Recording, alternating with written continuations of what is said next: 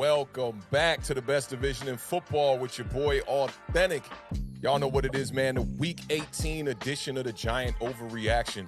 The preseason is finally over, y'all. Our finale is finished, man. That game was kind of difficult to watch. There was a couple of little bright moments there, for a couple occasions there. But for me, man, I was definitely doing a lot of multitasking during this game.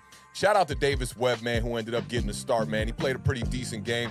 I kind of expected once I heard he was going to get the start, he would play at least a decent ball game for us. But nonetheless, the Giants ended up taking the loss to the Philadelphia Eagles 22-16. And the Eagles had a lot to play for in this game. They were fighting for that #1 seed. All three games for the, with implications on the line, were at 4 o'clock or after that. So I know they were kind of scoreboard watching. Shout out to the Beard. I see him in the chat one time. His Washington Commanders definitely took care of them Dallas Cowboys. I hope we see some of y'all here in the chat one time. But nonetheless, the Giants fall to the Eagles 22-16. The Eagles swept us now on the season. This is the first time the Eagles have swept us since 2019. The Giants finished the regular season at 9-7-1. I did predict a victory for the Giants on Thursday on our preview show. I was kind of hoping the Giants could get to 10 wins. Instead, we get to this 9-7-1. Still feels really good to have the 6th playoff seed locked in. We're going to be taking on the Minnesota Vikings. That should be pretty interesting. The Eagles finish at 14-3. That's going to give them some bragging rights. We'll see how the playoffs end up going, but the Eagles do end up getting the #1 seed in the NFC. The Giants sitting there at 9-7-1, and 9 victories is the highest total since winning 11 games in 2016. A lot of these stats kind of date back to since 2016. Y'all know that was the last time we ended up making the playoffs. So a lot of these stats kind of, are going to be compared to that 2016 season. And outside of that, man, the Giants have relatively been a pretty bad team for over a decade here. So it is good to see our team in the playoffs. I'm super excited to go up against the Minnesota Vikings and get a shot at this rematch, man. We know they beat us, I believe that was week 16, on a 61-yard field goal to beat us by 3 points, 27-24. But, the Giants, man, to me, this was just a little bit of a tune-up game. A lot of people were inactive for this game. We'll go over some of these players here. Saquon Barkley, Andrew Thomas, Dexter Lawrence, Julian Love, Leonard Williams, Azeez Ojulari, and Adoree Jackson all were inactive for the New York Giants in this game. 3 of them because of injury. Leonard Williams had the neck injury. Azeez Ojulari with the ankle injury. Adoree Jackson with the knee injury. Adoree Jackson has missed now the final 7 games of the season. A couple of players dressed but did not play. I talked about this on Thursday that there was no way that the Giants were going to be able to rest all of their starters. They tried their damnedest. They really rested damn near every player. Darius Slayton ended up getting in the game last minute, I think, because of an injury or something like that. I think he played like 1 snap, maybe 2 snaps. That was it. But Daniel Jones, Isaiah Hodgins, Daniel Bellinger, John Feliciano, Mark Lewinsky, Kayvon Thibodeau, Jalen Smith, Fabian Moreau, Darnay Holmes, Xavier McKinney, and even our backup quarterback, Tyrod Taylor, all were dressed but did not play in this game. The Eagles ended up leading it to half 16-0, and that's kind of when I clocked out, but the Giants kind of made a game of it here. And the Giants ended up scoring 16 second-half points, and the Eagles get 2 field goals. They end up beating us by 6 points in this one. Davis Webb, pretty decent game. He started off really slow, and that's kind of what had me clocking out. I was kind of like, man, this offense ain't really moving the ball. I kind of just tuned out a little bit. He was 26 of 40 on the day for 168 yards. He had 1 touchdown. We're going to talk about that later. I know a lot of y'all is geeking off that touchdown, and some of y'all did call it on the Thursday show. And I talked about it with Kenny Golladay. He's gone his whole entire Giants tenure without getting a touchdown. He does get a touchdown. We're definitely going to talk about that a bit. But Davis Webb, QBR was really high, man, 73.9. Sometimes I'll be thinking these QBRs are typos because I just don't get it. 26 of 40 is not fantastic. 168 yards. That's it. It's kind of 1 touchdown. 73.9 QBR nonetheless. Matt Breida, 4 rushes for 28 yards. I think he had 7 receptions on the day, so that's pretty decent. Gary Brightwell was the leading rusher for the New York Giants. He had 11 rushes for 60 yards. The Giants averaged 6 yards per carry. I thought that was really good. That's a bright spot. Shout out to Gary Brightwell right there one time. Pun intended.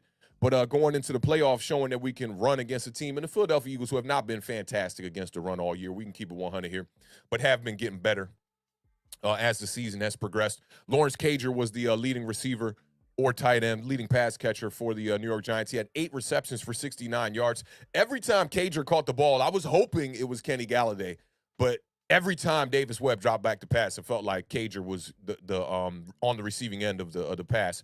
But Cager tried to throw a ball himself. He ended up getting sacked on the day, didn't get the ball off, but he had 10 targets that went to him. He caught 8 of them for 69 yards. That's pretty good. Marcus Johnson made an appearance in this game too. 3 receptions for 36 yards, 6 targets for Marcus Johnson. And Kenny Golladay, man, the man of the hour. Let me see if I still got this, because this might be the last time we get to talk about this guy. Let's send some big kudos to this man right here one time.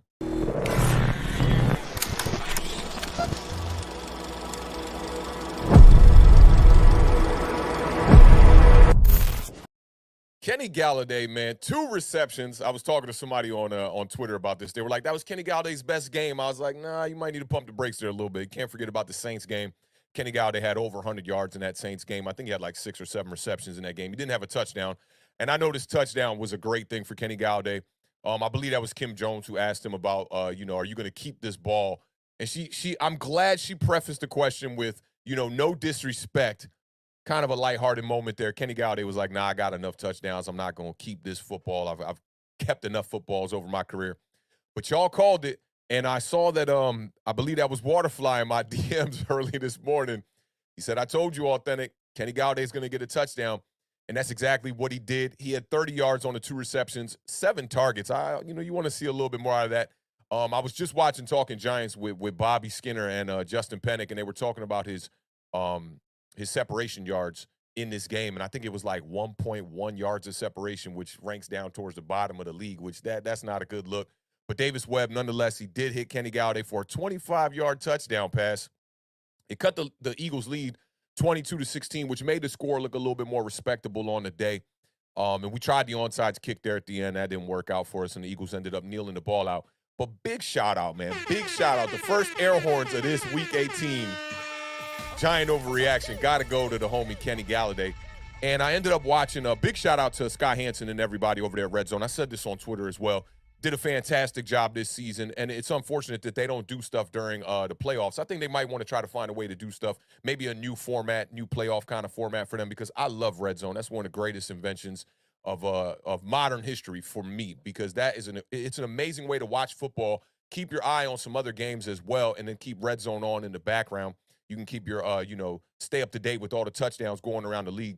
But the point that I wanted to get to here is that the absolute last touchdown of the 2022 regular season for Red Zone, they did have the Sunday night game with the Green Bay Packers with the Detroit Lions. I predicted that the Green Bay Packers were going to win that game. They didn't win that game. Detroit came out, showed up, did the Seattle Seahawks a favor. They end up getting in the playoffs.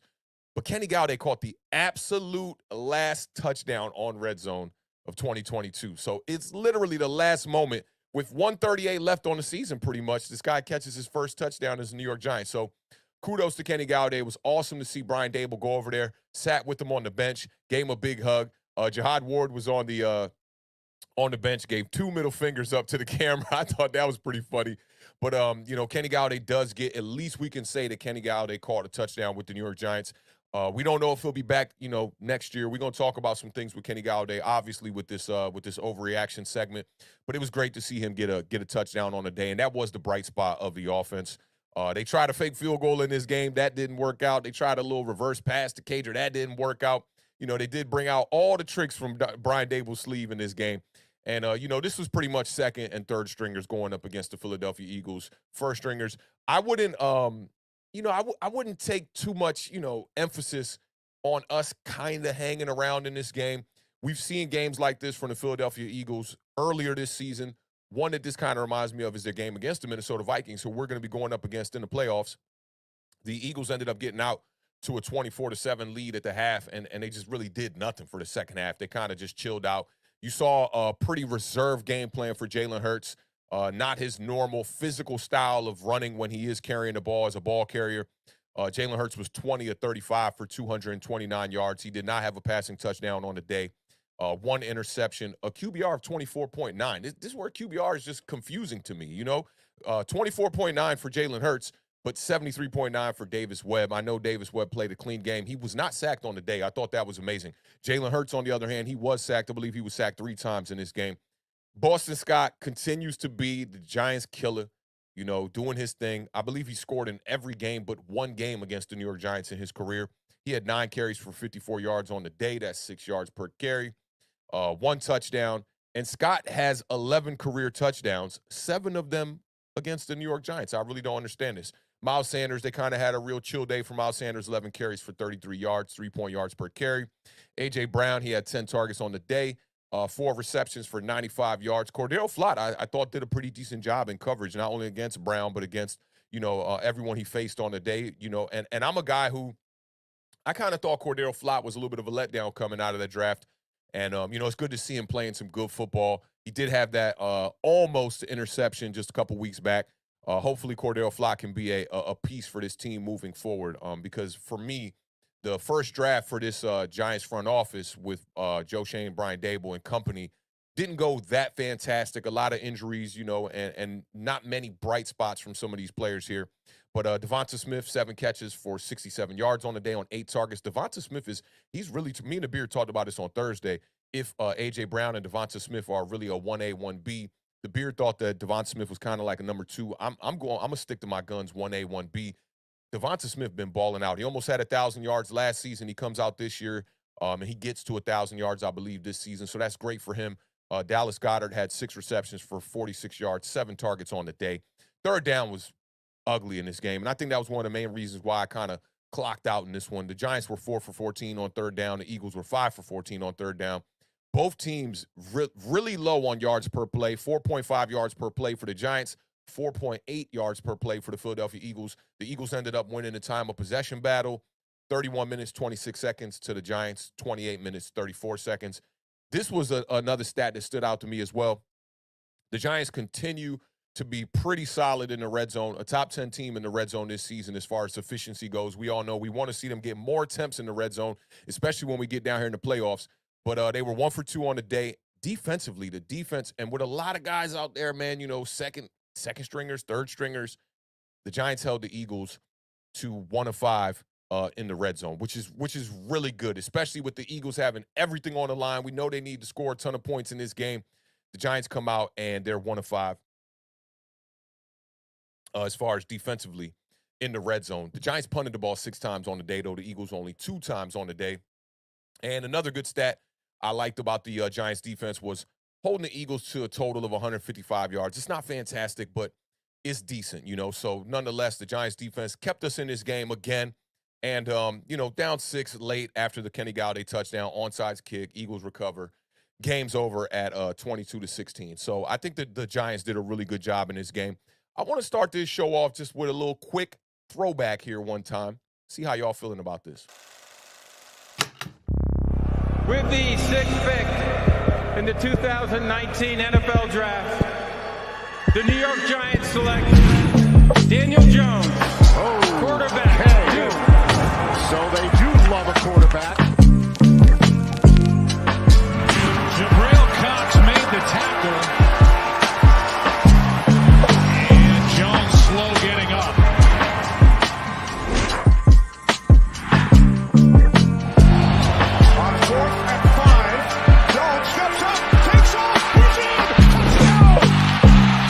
Is proving to be a terrible GM, and this was an idiotic move.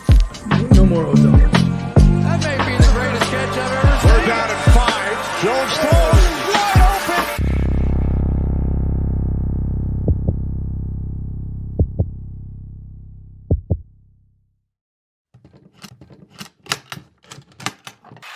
Easy touchdown, second rushing touchdown for Daniel Jones, and they are in position. I'm starting to become more of a believer, because when you got Daniel Jones outside of the lineup, this offense just tends to fall apart a little bit. But I figured that might be the last time we get to show that video. That was cooked up at the beginning of the season. So big shout out to the backups, man. I think the backups went out there. They definitely balled out, man. No complaints, man. They competed with the number 1 seed in the NFC. So that's a good look for them, man, nonetheless. But, you know, I think this was a game that deep down in my heart, I really didn't expect the New York Giants to win it, man. And I see y'all in the chat, man. I see y'all, man. Shout out to all of y'all, man. Appreciate the vibes on the video. And I think that question is starting to be answered a lot more. Is he a franchise guy? I think I'll go back to what Ryan Clark said. A couple episodes I brought up the Ryan Clark quote where he said, when you got a coach that knows how to use the Daniel Jones skill set, he is a franchise quarterback within that scheme. And I think Brian Daboll, big kudos to him, who I think will be the coach of the year. He has found a way to win games on the back of not only Daniel Jones, but an offense that a lot of people were calling lackluster as far as the weapons go. So I think, man, this year has been a great success. To finish 9-7-1, that's amazing, man. 9 victories. That we couldn't have asked for more in the offseason. The Giants are definitely doing their thing. They finished 4-4 on the road. It's the best away record from MetLife Stadium since 2016. Now, this is the one part I think that is the asterisk of the season. 1-4-1 in NFC East games is not that good. That's not really a good vibe. So they got to find a way to improve that. At the beginning of the season, when I believe me and the Beard were talking about this, I thought the Giants were going to have about 2 division wins on the year. So to be at 1-4-1, that's not really all that great. But I'm excited about the playoffs, man, and we got a lot to look forward to with this front office, with this core group of players. We'll see what they do in the offseason here as far as contracts go. But I'm going to leave all the contract talk up out of this until we get to about, March, I'll say. Make sure y'all tune in. We are going to be doing some offseason content here at Awthentik and the Beard. So big shout out to everybody who's been supporting us. Let's get to the chat one time, man. Send a couple of shout outs to the gang before we get off into some of these overreactions. We got a couple things to handle outside of the Giants Nation here, at around 2:30, 3 o'clock. So this will probably be a shorter show. We're going to talk a little bit about the playoffs. We're going to talk a little bit about this game, but we'll get off into it, man. But let's get off to some shout-outs to the gang one time, man. I appreciate all of y'all showing up. Chris Peace was first in the building. Shout-out to the gang one time, man. Shout-out to Chris Peace one time. And he said time to retweet and share, man. Appreciate that, fam. Gregory, our resident Cowboys fan, man. Sorry about your Cowboys, bro. I was kind of hoping y'all would get the win just off the strength of my prediction. But shout-out to Gregory nonetheless. Ben Dawson is in the building. What's poppin', fam? How you living? He says it is playoff week for the New York Giants. I'm happy about that thing. Now, I'm happy about that too, man. I'm ecstatic about the New York Giants going to the playoffs one time. Big shout out to Flem Dog in the building. Says, what's up, my guys? What's poppin', fam? Hope all is well. Who else is in the building? Edward Squires is in the building. What's going on, fam? Hope all is well with you, man. Word is in the building with the biceps early. What's poppin', fam? Hope all is well. He says, all in for these playoffs. He also says, come on, DJ. Rooting for you so much. Yeah, man. I hope that Daniel Jones has played good football this season, and if he could elevate it going into the playoffs, that will be amazing. I think the Giants can definitely make a run here. We'll see how things go. I don't want to let the cat out the bag. We got a couple overreactions we're going to talk about here as far as how far the Giants can go into the playoffs. But shout out to Word, nonetheless, for pulling up on this Monday afternoon, rocking with us. Shout out Primetime 816 in the building. Says, what's up, Awthentik? Playoff week. Get back vibes this week. I know that's right, man. I talked about that as well, man. Big shout out to Primetime in the building one time. Shout out to you, fam. Let me see. I see Gregory says, as a Cowboys fan, I'm here to face the music of the Beard. Don't forget to tune in tomorrow because y'all know the Beard about to get in his bag tomorrow talking about the Cowboys. I even saw some GIFs going around on Twitter with some burned flowers, so y'all get ready. I know the Beard is very hype about the performance from Sam Howell and about getting that W in impressive fashion. I feel like the Washington Commanders left a lot out there, man. They probably could have beat the Cowboys by a lot more than that. But shout out to Gregory in the building one time. My man, Michael Knight is in the building one time. What's going on, my guy? Hope all is well. Big Los is in the building. Sean G is in the building one time. Carl Wilkinson, what's poppin', fam? I see Pinhole Picker is in the building one time. Everything is well on my end. Hope all is well on your side, fam. Happy New Year if we haven't chatted since then. Saquon says Sebastian is in the building one time. King Chris TV is in the building. He said, I missed the Giants-Eagles game yesterday. Who stood out in yesterday's game? Kenny Golladay. Kenny Golladay got a touchdown. He definitely stood out in that game. And Gerard Davis on defense, I think he stood out a little bit too. He led the Giants in tackles as well. Shout out Lou Mateo, man. What's poppin', fam? Hope all is well with you, man. He said, Eagles almost got wet. Shout out to Lou Mateo in the building. JJ Stangle is in the building one time, man. Shout out to Bluegrass Picker in the building. Mobster Music is in the building. We lit, man, on this Monday afternoon. Valentino is in the building. That's looking like a new face. Vikes down come Sunday. I hope so, man. I'm definitely hoping the Giants can pull out a major playoff victory. That will be fire. We ain't had a playoff victory since 2011. 2016, we already know the story. boat trip vibes. Things ended up going left. The Packers ended up defeating us in that one. But a big shout out to Valentino one time in the building. Simon Coleman in the building. You already know RTDB gang is in the building. The Giants did a good job of that. 6 yards per carry against the Eagles in that loss. But shout out to Simon Coleman in the building nonetheless. Who else we got up in the building one time? James Jones is in the building. What's popping, James? He says listening from work. Shout out to James in the building. Rozelle is in the building one time. Had to stop by and drop a thumb smash. I appreciate that, fam. You already know what it is. Giants Nation in the building. Kareem Yee is in the building. What's going on, Kareem? Ready for the playoffs. I'm definitely ready for the playoffs, fam. Gray 88 is in the building. What's popping, fam? Hope all is well. Shout out my guy, Mac, the Giants fan. What's good, fam? Hope all is well with you over there. Let me see. Ben Dawson says Daniel Jones averaged 192.4 yards a game. Webb's first game starting in the NFL was not that far off from DJ, and he didn't have the benefit of Saquon or the starting lineup. That's true. That's definitely true. No tape on your boy Davis Webb too, but Davis Webb did his thing, man. I thought he put up a valiant effort against the Philadelphia Eagles. Let me see. James Jones says Hottie is a character. LOL. Got to keep him. Yeah, that's facts, man. Hottie is that guy is reckless. He is definitely reckless. Bubs is in the building one time. Shout out to Bubs in the building. I see J-Mo's in the building. What's going on, J-Mo? Willie Bean is in the building one time, man. Let me run this back one time. Who else is here? Balenci is in the building. Every time I see Balenci's name, that give me a little bit of trouble. I always got to think about how I'm going to enunciate that. Shout out to Balenci one time in the building one time, man. I see Big Los. J. Jean Sockpot said, what's going on, fam? Bluegrass picker Denzio is in the building. Shout out my guy, the Beard, one time. I know he's hype one time for the Commanders. Jason Ferris is in the building. What's going on, fam? He says everyone here can agree that Dallas is the poop emoji one time. We'll see, man. Dallas struggling right now, though, man. We're going to see. Dallas Cowboys, man, I've been saying this for like 3 weeks straight that they got to get right for these playoffs, man. They're definitely in struggle mode one time. But big shout out to Jason Ferris and the Commanders for getting that W, man, on Sunday. That was a big win for y'all. Good way to finish the season, too, man. Sebastian in the building, he says, big ups to the Beard Landers. Only 8-8 team in the NFL. Wow, that's crazy, man. Finishing 500 is really good for them, too. Vintage Sports Flips is in the building. Birds fan here, but I could see the Giants taking down the Vikings. Should be an interesting game. Yeah, man, I think the Giants got a shot, man, against them Vikings. Vikings not looking all that great, kind of getting into the playoffs. They were a good record, but I think they're a very beatable team. Let me see who else in the building. Shout out Lalo in the building. What's poppin', fam? Hope all is well. Said have a good show, champ. Appreciate that one time. Let me see who else I'm missing. Brandon Plays is in the building one time. What's going on? Sabrina's in the building. Jetpack Jeff. I ain't seen Jetpack Jeff in a little bit here. Got the fire name. What's poppin', Jetpack Jeff? Hope all is well. Muhammad Diallo is in the building one time. He says, let's go. Hey, I called the Golladay touchdown. A few of y'all called the Golladay touchdown. I was over here loafing, acting like it wasn't going to happen. I'm glad it did happen, though, man. That's a good look for Kenny Golladay. He said this game didn't even feel like a loss. Let's beat the Vikings. I feel you. It didn't feel like a loss. It would have been nice to get that 10th victory of the season, but it really didn't feel like a loss. I'm with you on that. Who else we got in the building? Nova Nebula in the house one time. What's poppin', fam? Hope all is well. That was a win for the Giants. I feel you on that. Vintage Sports Flip says, Webb surprised me with the pocket awareness and elusiveness. However, the Eagles dropped at least 4 picks. Yeah, that's very true. And, you know, speaking on Davis Webb, he's been like that. He's got a little bit of them gunslinger vibes to him. I don't know what it is. Like, he's definitely a guy that just wants to, like, you know, roll out the pocket, try to make plays, and that's what he was trying to do for sure. Jay Jean says, first round exit coming. I'm incoming.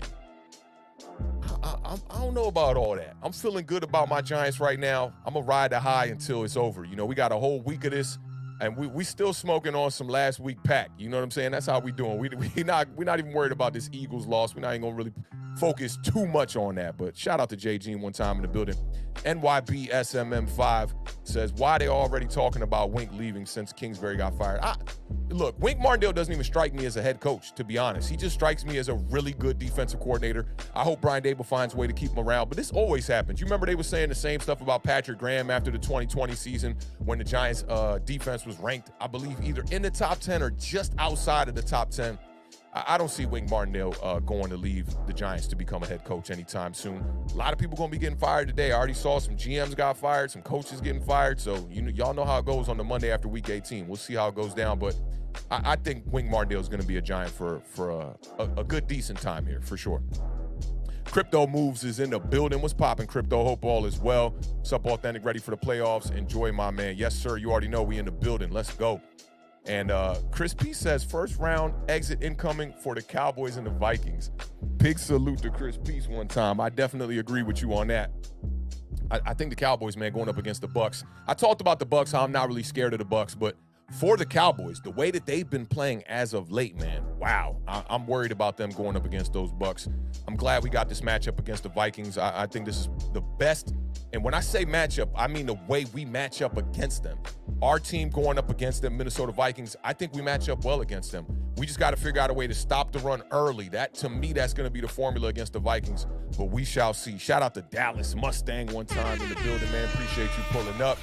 He says, let's go, J. Gene. Love that prediction. I'm not feeling that too much, but we'll see how things go, man. I think the Giants got a great shot here, man, and definitely appreciate all of y'all pulling up, rocking with us. We got a gang of y'all in the building early on this Monday afternoon, man, after the Giants take an L, so that definitely means a lot, man. But big shout out to everybody rocking with us across all platforms. Y'all know what it is. I'm about to remove this off Facebook completely, man. I don't even be logging into Facebook no more, but shout out to all of y'all on Facebook, all of y'all on Twitch, everybody watching on Twitter, and everybody watching on YouTube.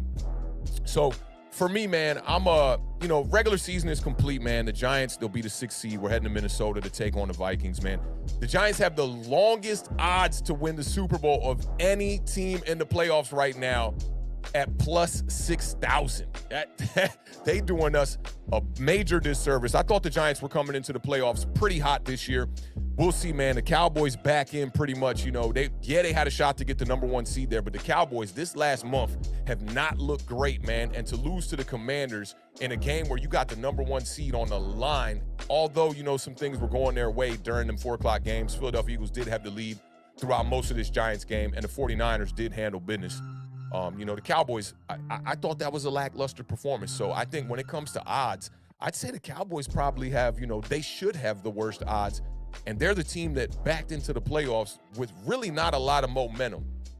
Now, today we're going to get right off into these overreactions. I mean, that Eagles game, there's not much to talk about with that game, man. A bunch of backups playing for the New York Giants. I think we went over a good bit there in that first half hour. And we'll get off right into these overreactions. I got 4 overreactions that we're going to go over today. And a lot of this stuff is kind of looking forward. A lot of people had some, there was a bunch of debates going on around the internet pretty much about should the Giants rest their starters, should they play their starters. And I think it worked out really well for the Giants here. We rest the starters, played a pretty competitive game against the Philadelphia Eagles here. And we saw some other teams, like the Chargers played their starters in a meaningless game, and they had a couple of injuries. I know Mike Williams ended up getting hurt in that game. A few others got hurt in that game. So I thought this probably was, I won't say it's the exact right move, but it worked out in the Giants' favor. But let's get off into some of these Giant overreactions. We got 4 we're going to go over today. And for those of y'all over here that don't know how this works out, we put statements on the screen. If you think the statement on the screen, this gets a little tricky, I know, and it takes a couple of weeks for people to really kind of get on board and really get the flow of how this goes. But if you think the statement on the screen is an overreaction and you don't agree with it, put an O in the chat that'll represent that you're saying it's an overreaction. If you think the statement on the screen, you agree with it, you'll take the under, put a U in the chat. And if you need a little bit more time, I mean, we're at the end of the season here. The playoffs are upon us.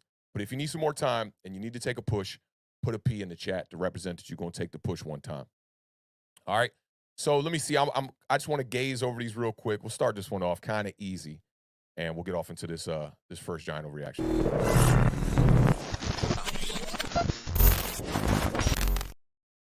All right, y'all tell me what we thinking about this one. Shout out to the graphics department one time. Had a little upgrade for the Giants one time. Figured we could size things up a little bit going into the playoffs.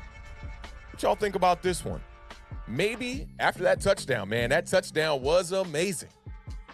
Maybe we should try to use Kenny Golladay in the playoffs. How y'all feeling about this one? I'll give y'all a little bit of time to populate your answers, and we'll go over some of these votes one time.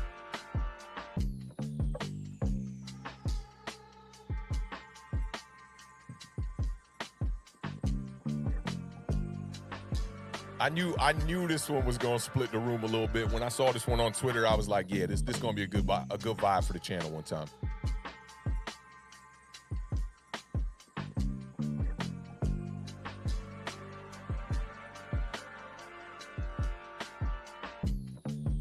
got a little news from Ian Rappaport, checking that out about the Saints one time. All right, let's see how we feeling about this one time. My man Mac the Giants fan says this is an overreaction. Shout out to Mac the Giants fan. Make sure y'all go subscribe to Mac the Giants fan. He putting down some great content over there, him and Adam Costas. I'm big fans. Definitely go show some love and support Mac the Giants fan one time. Danny Dime season's taking the under. He kind of agrees with the statement on the screen one time. Shout out to Jim one time in the building. This is a new face, I feel like. He's taking the overreaction one time. Lou Mateo's taking the under. He agrees with the statement on the screen.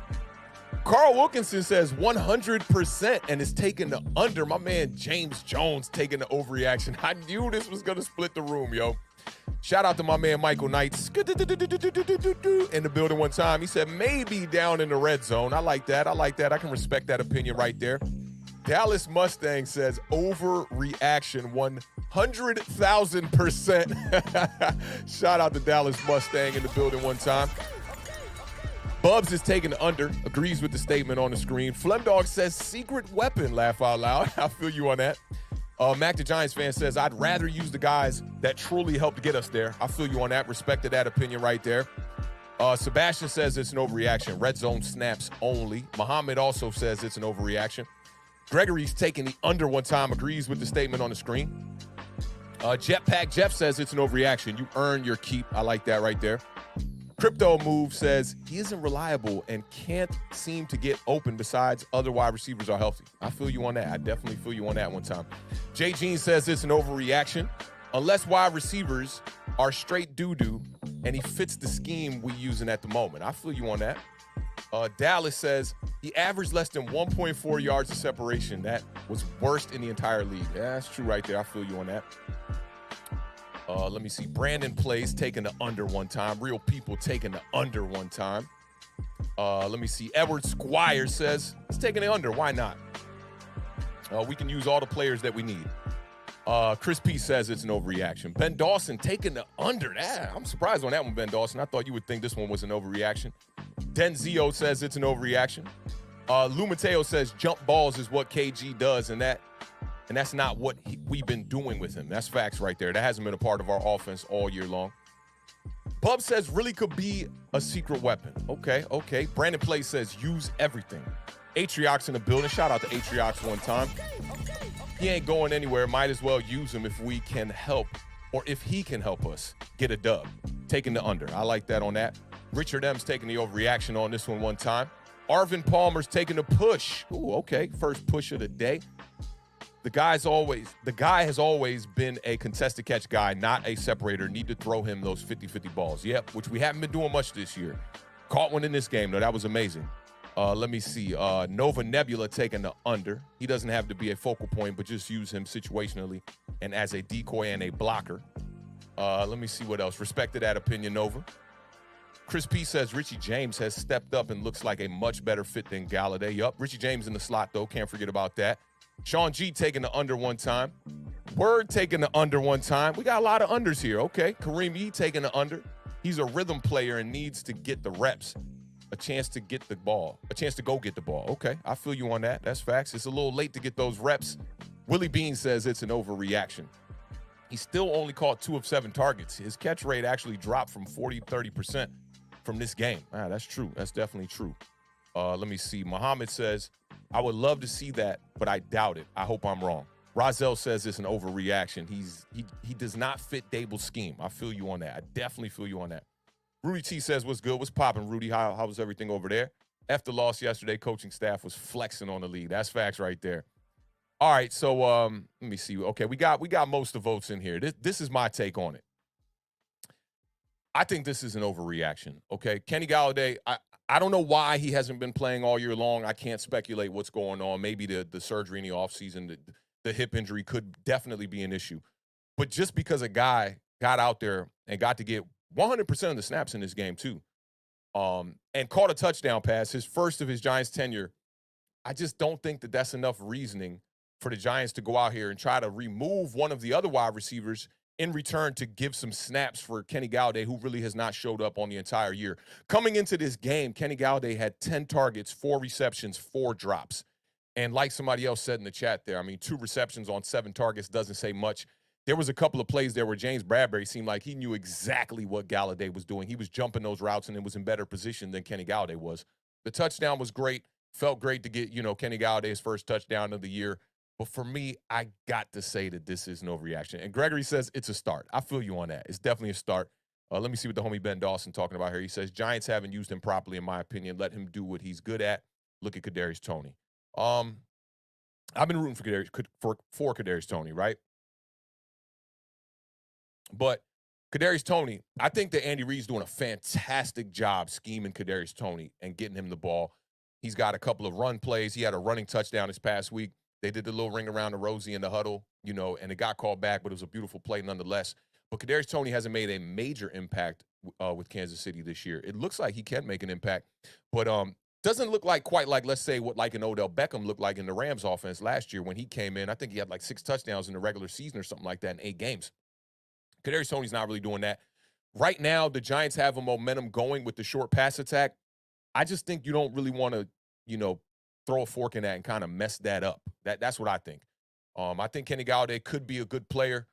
I don't think he'll be back with the Giants, even though he did have that moment with Brian Dable on the sidelines. I don't think he'll be back with the Giants next season, even if they did try to do something where they, a cut and re-sign or a restructure. I still don't see any way Kenny Golladay finds his place on this New York Giants team moving forward. It just seems like Brian Dable and Mike Kafka, that they're not interested in throwing up 50-50 balls to a wide receiver, especially in Kenny Golladay, and especially with a quarterback like Daniel Jones, who has fixed the turnover problem that people talked about from his rookie season. So it's just not a good fit, like somebody said earlier. I definitely agree with that. And Michael Knight says, kind of hard to use Toney when he's always hurt. Yeah, Kadarius Toney is always hurt. Has been healthy for the past couple of weeks for the Kansas City Chiefs. He had that fumble. Can't forget about that in the special teams game as well. But I do think that I think Kadarius Toney is going to be a piece for the Kansas City Chiefs moving forward. They're going to find a way to get him the ball. Shifty, man. You saw some of those jukes, man, some of those moves he's making. Kadarius Toney, man, I do think he's a weapon, and the Chiefs are going to find a way to use him the proper way. But I got to agree with most of the people who thought this was an overreaction. I kind of thought about taking the push, but it's a little bit too late for that. I think this one's an overreaction. But Kenny Golladay, that doesn't mean don't be ready. You never know what's going to happen. If somebody gets hurt, I see Ben Dawson talking about that right now in the chat. He says maybe he was hurt, maybe he was uninspired, not sure. But if somebody else gets hurt, Kenny Golladay, be ready to play. You never know what's going to happen in the playoffs. Somebody go down, hopefully you can step up and make some plays. But I got to agree with most of y'all. I do think that this one is indeed an overreaction. All right, let's take it to this next one time real quick. See how we feeling about this one real quick. I think this one's going to be a little bit more lopsided from the chat here one time and from the family.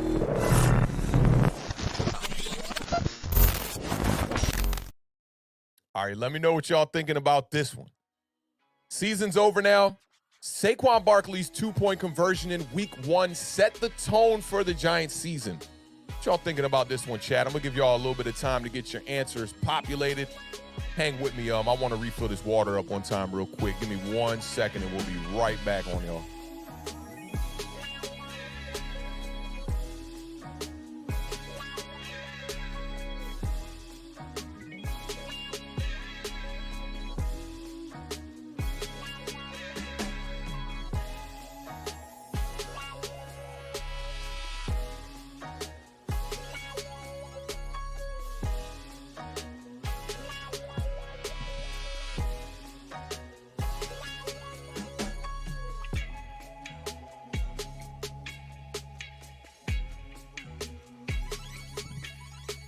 All right, let's see how the fam's feeling about this one. I know how I'm feeling about this one right off the bat. I don't even think y'all can make me pivot off this one for sure. Let's see how everybody's feeling about this one. Yeah. These votes look a little bit more lopsided. Shout out to the gang one time, man. Appreciate y'all in the building. Let me see. Words coming in with the under one time, agreeing with the statement on the screen. We got a lot of unders, man. Let's just run through them. Gang is in the building. Y'all know what it is. Yes, sir. Edward Squire, Sebastian with the under, Rozelle with the under, Jay Jean with the under, Bubs with the under, Big U. Dallas said no doubt taking the under one time. Carl Wilkinson with the under, Muhammad with the under. Yeah, I feel y'all. I definitely feel y'all on this one. JJ Stengel says absolutely. Valentino with the under. Atriox with 100 unders one time. Shout out to Lewis Moore in the building one time, taking the under. Gregory This one is unanimous. This is unanimous right here for sure. Shout out Nova Nebula one time in the building taking the under. Arvin Palmer, the birth of the coach of the year. I like that. Ben Dawson said, yes, indeed, taking the under. Don't think anyone can say this is no reaction. Facts. Lou Mateo says under. Hell yeah, that what I knew we gonna be a special. Let me see. Let me try to reword this. That's when I knew we were gonna be special this season. Facts. And here we are, playoff bound. I thought it was the difference maker myself. Crypto moves taking the under as well. Started with the Dable's decision to go for it, but yes, that old the team, we win or else. Showed the team, yeah, facts. And there was a little moment there mid-season where, that gutsy type of vibe. I think Brian Dable kind of wasn't showing that he was that gutsy type of coach, but definitely week one against the Titans, he showed that for sure. Real people taking the under one time. Shout out to James Funk holding us down over there on Facebook. Maybe that's the one reason why I won't disconnect the Facebook right there, because James Funk been holding us down all year long on Facebook one time. Raekwon in the building. Definitely set the tone. It showed Dable cared about winning. Joe Judge played not to lose, which turned out horrible. This is a league where you got to win. That's facts right there. Shout out to Raekwon one time in the building. Jay Jean says big under. That moment marked the end of the Joe Judge Giants and the start of a new team. That's facts right there. Willie Bean 24 says big time under on that. 100% agree that let the players know Dable was going to put the game in their hands. I love that moment right there. And the play should have been stopped for real is what it looked like. Raphael in the building one time says, taking the under, it sent the message to the team that it was a different regime. Oh, that's bars right there. Sent the message to the team that it was a different regime running things. Yeah, that's facts. Kansan taking the under. Richard taking the under. Primetime taking that under. Jetpack taking the under. Yeah, this is definitely unanimous. Kareem Yee. Brandon Plays. Got the first push right here. Shout out to Brandon Plays one time in the building. Lou Mateo says, I'm working and listening and responding. My bad. I said, we can't use that word no more, bro. You already know. Say you sounded remedial or something. And Ben Dawson said, push, LOL. Hey, everybody's got their own opinion. Shout out to Brandon Plays for bringing his opinion to the table. It was unanimous up until that point, Brandon. You literally broke the unanimous decision right there. There's always one, judge on the scorecard who's got their own way to judge it. So shout out to Brandon Plays one time. But I do think this set the tone, man. To go up, I think it was 21-20 in that game or whatever it was, and you could have just kicked that field goal, took the extra point right there. Game would have been tied. You go to overtime, and who knows? If you end up losing in overtime in that game, the season could have totally went different. I think a lot of what happened in the early portion of the season, a lot of that had to do with Brian Dable's gutsy calls, and I thought Saquon was putting his team on his back throughout like the first 9 games and really wanted to prove to everyone who was doubting him that he was indeed back. Saquon Barkley has his best season as a New York Giant now. He breached his 2018 rushing total. So big shout out to Saquon Barkley one time, man. I thought that 2-point conversion was a great thing. Nicking around pulled up and says it's an overreaction one time. I don't know if he's just playing around, but I don't know. I think that was definitely a big moment for Brian Dable. And I think it really got this fan base in more support of Brian Dable. That was that moment that was like, just like somebody kind of said in the chat, they're like, okay, we're over the Joe Judge stuff. We've really got a new coach. It's a new vibe. He's going to go for it. He's trying to go for the wins. This isn't about trying to play to just not lose, even though I did see that later in the season from Brian Dable in a game or two. But I loved how it set the tone right there. And I think maybe nicking around is just nicking around here. We'll see. Maybe he'll clean that up a little bit. Deedon also said that he's taking the under. Shout out no Mets, no Nets, no Jets in the building. What's going on, fam? Hope all is well on this Monday afternoon, my guy. Appreciate you pulling up, man. It's one of the day ones here. Nicking around says, I think the Giants were winning that game if they go into overtime. That's a possibility, too. Definitely a hypothetical. We'll never really know now. They run that Kansas City-like shuffle pass to Saquon Barkley, which the Titans had that thing stopped, man. And Saquon he went straight up saying on that joint and just got his way into the end zone, man. That was awesome. And I think that also let me know that Saquon was back. It was like a moment to me that he was showing that he was going to lead this team to more victories. And that was just the start of what the things were to come out and how they were going to play out the rest of the season. So big shout out to Saquon, man. Big shout out to Brian Dable for making the call there. And Deedon says the franchise turned the page on that play. I feel you on that. Brandon says, I think Saquon's first couple of games set the tone. Yeah, Saquon was about business. As soon as the season started, Saquon was about business, man. So big shout out to Saquon, man. I thought not only did that play set the tone, but Saquon's game, that was one of his best games of the year. I think he had like over 140 yards that game for sure. I can't remember exactly what it was. It was definitely like 150, I think, in that game. But, you know, Saquon just set the tone early on. It was one big 100-yard game. He had 2 games that were a little bit lackluster, another 100-yard game.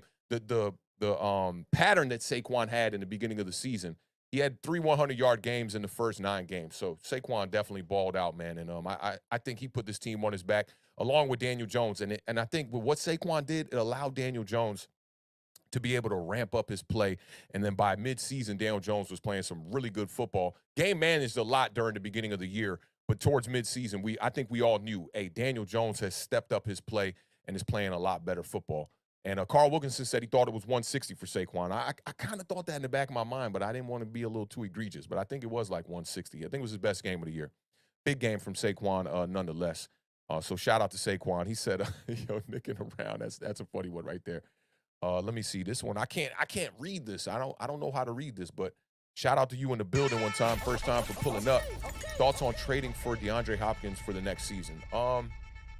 It depends what it would cost. I would love DeAndre Hopkins to be a New York Giant. Hopkins is a beast, man, and I think he could bring a lot to the table. And Devontae Adams too, man. Bringing in a real number one like that would do wonders for a guy like Daniel Jones. So, yeah, I would totally be cool with that. It just all depends on what you would have to give up. I mean, we have a lot of draft capital entering this draft, but this is a young team. So bringing in some older wide receivers like that, I think it also depends on what the Giants do here in the playoffs. I mean, if you can make a decent run here and you think that you're just a wide receiver away from getting to the Super Bowl, do what you got to do to bring in that number one wide receiver, because Daniel Jones is doing this with guys that we know aren't number one wide receivers, and a number one wide receiver would 100% help. So, yeah, I'm all for it. I'm definitely all for it. Let me see. Jetpack Jeff said, go back to that game and watch this crazy hit on King Henry. Blasted homeboy. Yeah, that was Tay Crowder. Mm-hmm. And Tay Crowder, man, I tweeted out before that game. I was like, I'm not scared of Derrick Henry. And all these Titans fans were coming for me. And even dudes were like inviting me on a podcast. They were like, yeah, when we, take care of business against the Giants, make sure you come on our podcast and blah, blah, blah, blah, blah, blah, blah. And then them dudes was nowhere to be found after the Giants ended up winning that game. So, yeah, that was a big hit. I search at Awthentik on Twitter and Tay Crowder. There's a nice little video I put together for that, man. So big shout out to Tay Crowder. Yeah, that was Tay Crowder for sure. All right, let's get off into this next overreaction one time. We got about 2 more, man. I told you I got to give you all a short show today, man. We got a lot going on here in the studio, man. Got to take care of a lot of things. But let's go to this next giant overreaction and see how y'all feeling about this one time.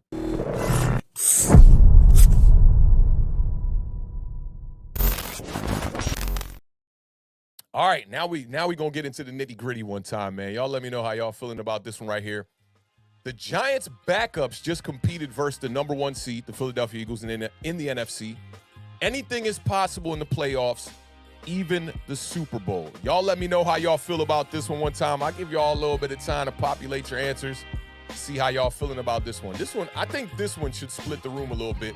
We was talking about this a little bit in a group thread earlier. Let me see how y'all feeling about this one time.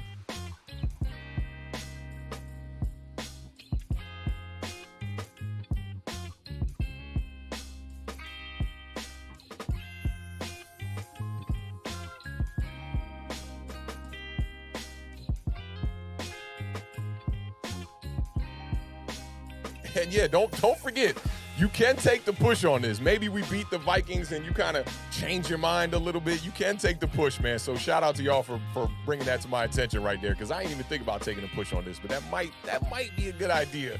You take the push till next week. If the Giants get eliminated, then you can be like, yeah, I told you I took the push one time. All right, let's see how these votes is coming in one time here. Let me scroll back. Oh, let me talk about this one where Brandon plays one time. He says, do y'all think we need another tight end? That could be a possibility, I think. Y'all know I live next to a fire station, so every time a fire truck comes by, I try to mute one time for y'all. But I think that could be a possibility. Entering the year, man, I was super high on Ricky Seals-Jones. I'd watched a lot of his games here in Washington. I thought Ricky Seals-Jones could be a guy, and then He ended up getting put on IR. It just never quite was clicking with Ricky Seals-Jones. Daniel Bellinger has showed up in a major way. He's got the highest catch rate on the New York Giants on the season right now. So I'm a big fan of Bellinger, and I think we got to give him another year to present, to see what else he can bring to the table. I talked about this on last week's Giant Overreaction. The one thing that I feel like he hasn't showed this year, or any of the tight ends for that matter, and maybe this is a little bit relying upon the quarterback as well, you don't see a lot of seam routes up the middle, and dating back to the days of Kevin Boss, Jeremy Shockey, that was one of Eli Manning's favorite kind of routes to hit tight ends on, and we just haven't seen that much this year. So I wouldn't be opposed to bringing in another tight end. It's kind of how I felt about the running back situation with Saquon Barkley. I always thought we should pair Saquon Barkley with a power back. I think a guy like Deontay Foreman from the Carolina Panthers would have been a great addition to this New York Giants team. Played for the Titans last year, and when Derrick Henry was out of the lineup, Deontay Foreman, he played really well, and I thought he would be a good running back to pair with Saquon, but maybe we could do something like that at the tight end position. But, yeah, I think we could bring in another tight end because, right now we were dealing with Tanner, and then you had Cager out there. I think that it does kind of fall off when Daniel Bellinger is not in the lineup, so I do think that we could bring in a tight end for sure. Shout out Brandon Plays one time in the building. All right, so as far as this one, we got Jay Jean taking the under, agreeing with the statement on the screen. Mac the Giants fan did the smart thing, took the push one time. Caden Wade taking the under. We got a lot of people agreeing with this one on the screen. I like that. Carl Wilkinson taking the under. Sam Costanza in the building one time, taking the under. Shout out Sam in the building. Bubs taking the under. Deedon taking that under. Nicking around taking the under too. Eagles and Cowboys are looking weak. Okay. I like that. I think the Eagles, we've seen games from them like this against the Giants. And first game back for Jalen Hurts, I think they were just trying to make sure they got the win, but try to coast to a victory and make sure nobody gets too hurt in that game. I think the Cowboys are definitely they're looking a lot weaker than the Eagles are. I'm worried about the Cowboys. If you're a Cowboys fan, I would be extremely worried, straight up and down. Rozelle taking the under one time. Raphael says, why not us taking the under? I feel you on that too. Dallas Mustang taking the push. I've heard pro scouts say the Eagles were running a preseason vanilla offense. It looked like it, and you could see a very timid type of Jalen Hurts in that game.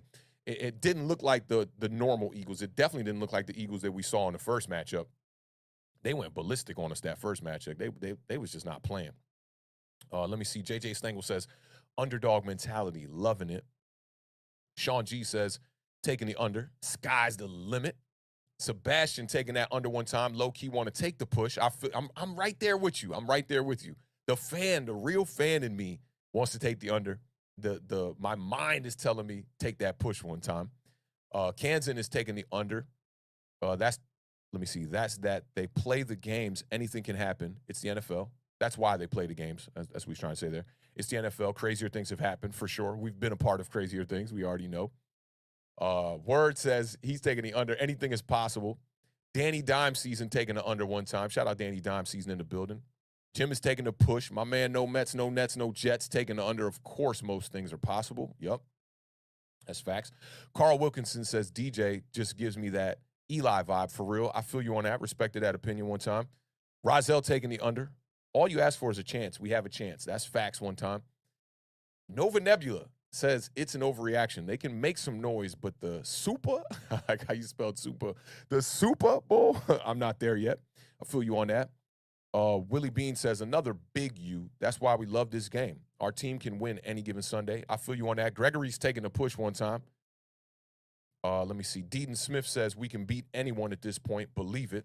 I feel you on that. The one team that I'm a little bit worried about is the San Francisco 49ers, especially defensively. I think that the only way we could beat the San Francisco 49ers would be as if our defense played their best game of the entire season, for sure. But you're right. Anything's possible. I think, entering the season, I wouldn't have predicted that we beat the Packers or the Ravens early on in the season, and we did that. Those were those type of games. So going into the playoffs, I do think anything is possible. I feel you on that. Let me see. Kansan taking the under. Okay, corrected himself. Facts. I saw that one. Luis Ortega says chill. Let me see. Don't soup these cats up, I guess. Philly did go vanilla as well, taking the push. I feel you on that. James Jones taking the push one time. Ben Dawson taking the under. I said if we would have played our starters, just the defense, we would have won. I kind of feel like that too. I definitely feel you on that, Ben. Shout out to Ben one time. JJ Stengel says, We always have to go on the road past 2 Super Bowl runs. I think road warriors. Yep, that's facts. Real people taking the push. Smart move. Valentino agrees with the statement on screen, taking it under. Playoffs are about teams getting hot. That's major facts right there. Shout out to Valentino in the building. Lou Mateo's taking the under. I'm going to take my time. This was equivalent to us playing the Patriots in 07. Yeah, talking about the Week 17 matchup that was at the time. The backups gave us some momentum. I feel you on that. I definitely feel you on that. Respected that opinion. Brandon, James Funk, both taking the under. And Rozelle agreed with Brandon talking about the tight end stuff. He says, yes, we do need another tight end. I feel y'all on that. Nicking around says Bellinger would be great as a tight end too. That's facts right there. I want to give him a little bit of I want to give him the opportunity to try to prove himself that he is a tight end one, but bringing in somebody else to compete, some competition definitely wouldn't hurt. Let me see. And Ben Dawson says Johnny Wilson from Florida State. Chris Peace taking the push one time. Says, let me see what playoff Vanilla Vic looks like. I like that right there. Are Dory Jackson and Azeez Ojulari back? We'll see. I did see Dan Dugan was talking about Adoree Jackson not really leaning towards saying that he was going to be completely available for the playoffs. He said he was still day-to-day, and there was nothing in his, in his interview that he said that really leaned towards he is going to play. As far as Azeez Ojulari, I'm not too sure, to be honest. Muhammad says, taking a huge under one time. Let me see. Nova Nebula says, I think they should get Cager more involved. I like him since he was brought in. I feel you on that. Cager doing some things out here. Carl Wilkinson says, wide receiver, linebacker, cornerback. That's probably for the draft or free agency, how to address that, maybe in a trade as well. Jetpack Jeff says, tough one, but I'm taking the over. I feel you on that. Respect. Let me see. Deedon says we can use another tight end, but using Breida and Brightwell more is the key. And we'll see next year. I don't know if Breida is going to be back. Brightwell has looked good. I do think Brightwell has earned his shot to get a little bit more, some more attempts here. And I hope they utilize him in the playoffs a little bit more because fresh Saquon is just that much better. Definitely agree with you on that. Rozelle agrees that Bellinger is a good number 2. Kareem E taking a push. I don't think this is a good gauge for what this team is capable of. Yeah, I feel you on that. Let me see what else we got. Bub says we have full strength for the playoffs. Anything could happen. I feel you on that. And Nova Nebula says that too. Muhammad also says, I think him and dude from Notre Dame would be a good duo. Yeah, and I saw a homie from Florida declared for the draft, I believe. Edward Squire's taking a push, but as Giants fans, we know that anything can happen when you get into that postseason. That's facts right there. James Jones says, Dable first priority is to block first with his tight end. Yeah, and, it's interesting because Evan Neal saw a bunch of snaps in this past game, and I wonder if that's the case because, our offensive line has had their fair share of struggles when we don't keep tight end in. And when Daniel Bellinger is in the lineup, it definitely helps that offensive line gel a little bit more. And, Nick Gates coming in, playing a little bit of center, that looks good. Having Ben Bredesen back when he was back in the lineup last week, that definitely helps one time. So, yeah. We'll see how Brian Dable handles this moving forward because I would like to see what Brian Dable was doing in Buffalo where they spread things out and throw the ball a lot more. I would like to see that, but do we have the personnel? I think that also shows you how good of a coaching staff we do have because they've came here into New York and they've adjusted to the personnel. They didn't they didn't try to just fit this personnel within their scheme with Mike Kafka and with Brian Dable. So big shout out to them. Matthew Fernandez in the building. Shout out Matthew one time. Appreciate you pulling up. He says heavy under. Definitely agrees with the statement on the screen. And he also says that Philly is losing some steam. I feel you on that. Let me see. Mac, the Giants fan, says, I took the push because we do play with heart. However, we got to be realistic. Our roster don't really stack up to the other playoff teams. I definitely feel you on that. And this Vikings matchup is a better one because what you need from the Giants here is to have their defense show up, play well, and if the offense can just go out there and do what they do. This is what I said in my preview against the Vikings in the first matchup. I said, Daniel Jones and Saquon Barkley, don't try to go out there and be, extraordinary. Take what's given. Go out there and play the game the way you've been playing it all season long. And Daniel Jones had one of his better passing games of the year, man. If it wasn't for the mistakes in that first matchup, the Giants definitely win that game. And to me, that was the game we left out there. Of all the games that we really, mistakes really shot ourselves in the foot, it's that Minnesota Vikings first matchup, man. Like that, we had that game in the bag. If we don't, fumble that punt, and, Daniel Jones did have the interception in that game. But outside of that, man, he played a really, really good game, man. Defensively, there were some woes there.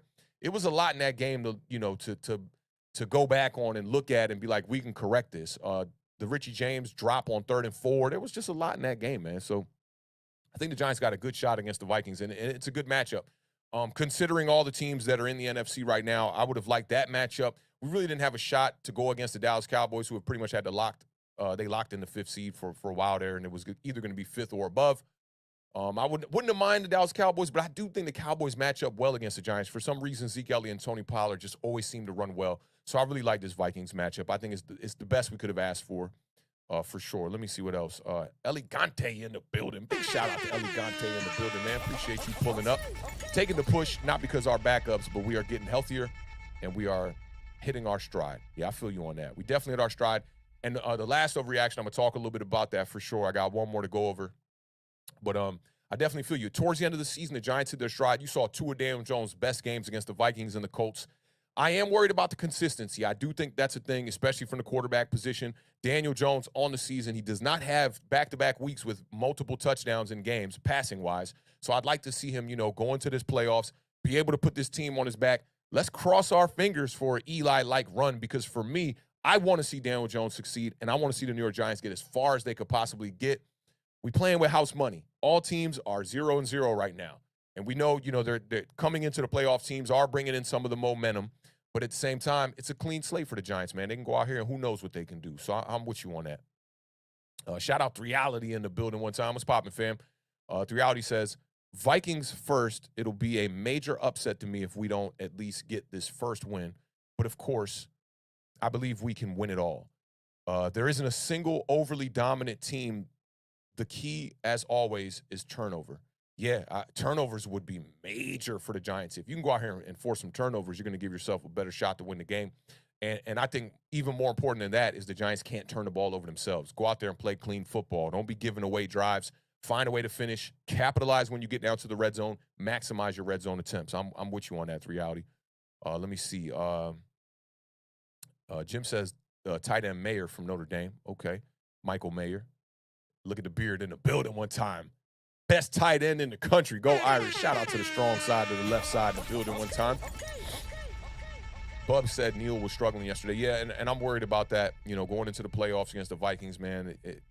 Evan Neal's got to find a way to play better. I think I can rely on the coaches to find a way to try to, keep tight ends in to help him out, but he's got to find a way to play better. He's been a weakness on the offensive line this year for sure. Let me see. A lot more tight end talk here for sure.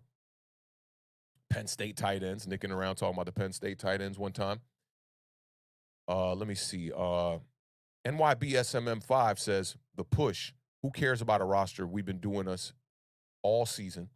Stop talking about rosters. It's about getting hot. We already said that. Yeah, we're getting hot for sure. We definitely are getting hot. And, I think a lot of people are underestimating this roster. I mean, you look at the defensive front, the roster looks really good. We got some weaknesses there. Our secondary is really good when healthy. Our linebacking core has been a little blah, obviously. At the wide receiver position, I think that this team has stepped up in a major way, man. Going out there and getting Isaiah Hodgins instead of trading for a tight end or instead of trading for a wide receiver at the deadline has done wonders for this New York Giants offense. Richie James, to me, is like, if there's an unsung award that goes to the Giants, it's Richie James. That dude has showed up this season, man, and I think he's done a great job for this pass attack. You got to look at Darius Slayton, who stepped up this year, man. And when we were kind of like in loom and didn't know what we were going to do with the wide receiver core, that was when Darius Slayton stepped up. He had the big drop in that one game. I forget what game that was where he dropped the big drop down the field. But has played well nonetheless, man. So I agree with you, NYBSMM5. Like, we got to stop talking about how bad this roster is. This roster is pretty good. We drafted a rookie tight end. Daniel Bellinger has played pretty good when healthy. This wide receiver core has stepped up. Saquon Barkley is a weapon. Everyone talks about the weapons, and they just skim over Saquon Barkley, who's one of the best weapons in the National Football League. So I'm with you on that, man. A big shout-out to NYB one time in the building. Shout out my guy, Roldy, man. Sockpot said, what's poppin', Roldy? Hope all is well, man. He says, what up, everyone? Roldy in the building one time. Appreciate you rocking with us on this Monday afternoon. Shout out to Ref the District. Y'all, if y'all want some rivalry content, go subscribe to Ref the District. They put it down for the Washington Commanders one time. He says, we've been hard on the Giants, and especially DJ, but props to the organization. Yeah, I know you was telling me Smoker said we was frauds. I think this record at the end of the year represents exactly the team that we really are, 9-7-1. We've had some players step up in some spots here, so I think the Giants can definitely make a run here moving into the playoffs. And I'm excited, man. You know, like it doesn't get more exciting than this for the Giants, man. Like you get a playoff game. We haven't had one of these since 2016. It's really going to settle in on Sunday morning. And for those of y'all that don't know, we got the second window on Sunday. We're going to be playing at, I believe it's 4:25 against the Minnesota Vikings.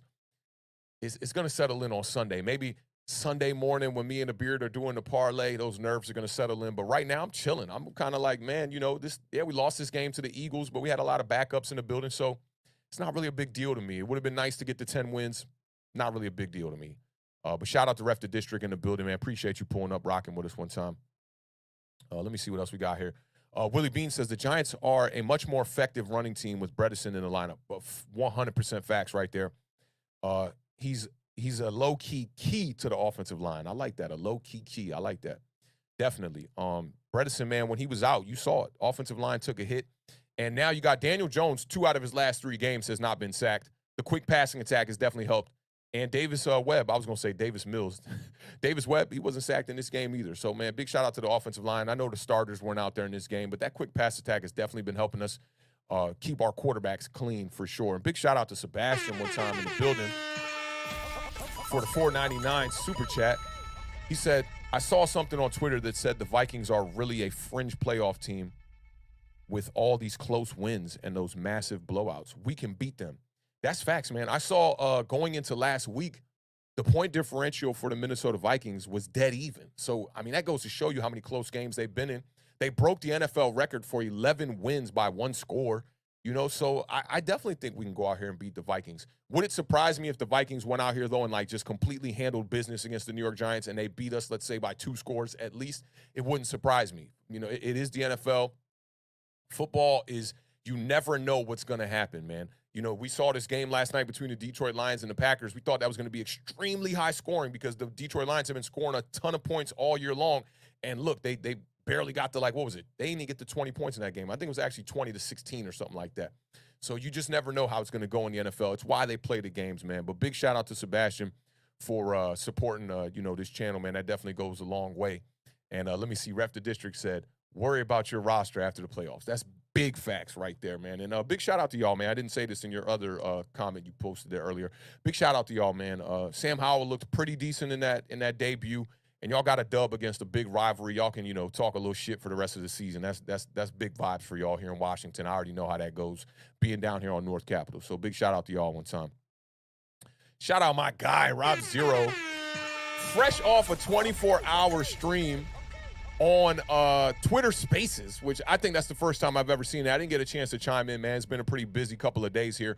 But big shout out to Rob Zero, man. I got to get with y'all and do a feature on y'all channel and bring you on one of our Giant Overreactions for sure, man. Your efforts to the Giants community definitely don't go overlooked, man. And I appreciate you adding me into that Giants group thread, man, because we have some great conversations in there. And it's not just like one-sided. It's very balanced. I love that. I love that about y'all. And your Giant Spaces are the same thing. Very balanced, man. So big shout out to Rob Zero one time in the building, man, representing for the New York Giants. He says, what's good, Awthentik in the beard. Shout out to you, man. Definitely appreciate you pulling up. Let me see what else we got here, man. Muhammad's in the building. Muhammad says, I'm so glad you mentioned that. Our talent isn't as bad as people make it out to be. Yeah, man, I've been supporting this wide receiver core the whole entire year, man. I commend players, man, and I know it's about the logo on the helmet and whatnot, and the organization. It's important to support the team and not make it just about players, especially when you're dealing with, like, divas and prima donna type vibes, right? But also, I think it's important to give credit to all these players. I always tell people this on this channel. You're never going to hear me saying no players are trash, no players sucks. I'm never going, especially on my own team. You might hear me give you occasional, oh, that player is garbage, that wide receiver room is garbage, you know, speaking about another team. But when speaking about my team, man, they go out there, they put out the effort, man. They're the reason why we get the wins or why we get the losses. I got to give props when props is due, man. These guys have stepped up, man. Richie James, Isaiah Hodgins, Darius Slayton, them dudes have stepped up in a major way this season. Daniel Bellinger, Daniel Jones, Saquon Barkley, they've stepped up, man. This offensive line. Ben Bredesen was a guy that people thought was, expendable at the end of the year, that we could get rid of him dating back to 2021. And he's came in this year, and when he was gone, people realized how much of a key piece he was for this offensive line. So big shout out to Ben Bredesen as well. Nick Gates, a guy that people thought was not going to play football pretty much ever again, was dealing with a gruesome leg injury. And we were at that game, in 2021 against the Washington football team, now known as the Commanders. And it was ugly. I'll never forget it, man. Me and my homie Pat, we were sitting in the 114 section in the end zone. And I remember we were just drunk as hell that game. We had a lot to drink during that tailgate. And my boy's like, is it Daniel Jones? With the most fear I've ever heard in his heart. I swear to God. And, it ended up being Nick Gates, which is not good, but, I mean, at least it wasn't our starting quarterback. And I never forget Nick Gates going off the field. That play happened towards the opposite end zone. We were sitting in the Giants end zone, and the cart went all the way from that opposite end zone towards us, and he put his hand up. And I have it on film, actually. I had my camera out that day. And I was just like, man, Nick Gates, I remember he was balling out going into that game, and they ended up moving him to center, I believe, because of an injury that game. It was his first game at center, and he ends up, breaking his leg, having a gruesome injury. And shout out to Talking Giants for supporting him throughout the whole offseason. They had some interviews with him, and it was always Nick Gates versus the world, Talking Giants versus the world. I thought that was great, the way that they supported him, and that leaned on, and made other fans lean into support for Nick Gates. To see him come back balling out the way he is, man, it's amazing, man. It's great, and I hope they bring back Nick Gates next season. I'm pretty sure they will, because he's played some really good football. So shout out to Nick Gates one time, man. He's done a lot for this team. Let me see what else we got here. Jose Perez is in the building. He says, you think we didn't start our guys to set up an Eagles-Giants divisional round in hopes that we get a less lethal Niners? I wouldn't put that past this coaching staff. I don't know, man. They played to win it. You saw that there. They definitely played to win it. They did have the backups out there. I don't think they're thinking that far ahead. You want to just be playing your best football here coming into January and going into the playoffs. You want to just be playing your best football. And I think that's what the Giants are focused on, trying to get healthy. This is the most healthy we've been all season, man. And most importantly, I think Saquon Barkley was the guy that really needed a game off, But we'll see how he comes out of this, this bye technically that the New York Giants got here in Week 18, but it's pretty much like getting another bye. So I'm all good for it. I'm all good with that, and I like the decision. You got to get past the first round to get to the second round. I'll leave that one there. You got to get past the first round. So I know all hands are on deck here trying to focus on the Minnesota Vikings and see what they can do here. Jim also says, Wink a better hire than Kafka? I think it's a little bit too early to say, but as far as immediate impact, Wink Martindale, to me, the coaching staff is the number one reason why the New York Giants are where they are right now and headed to the playoffs. Wink Martindale, man, he has done wonders with this defense. And even in games where we had players out on the defensive side of the ball, the way that we started the year without Azeez Ojulari and Kayvon Thibodeau, and we still were managing to get pressure on the quarterback, big shout out to Wink Martindale, man. Wink Martindale, unsung coach of the year for real when it comes to this Giants staff. Love what he has done.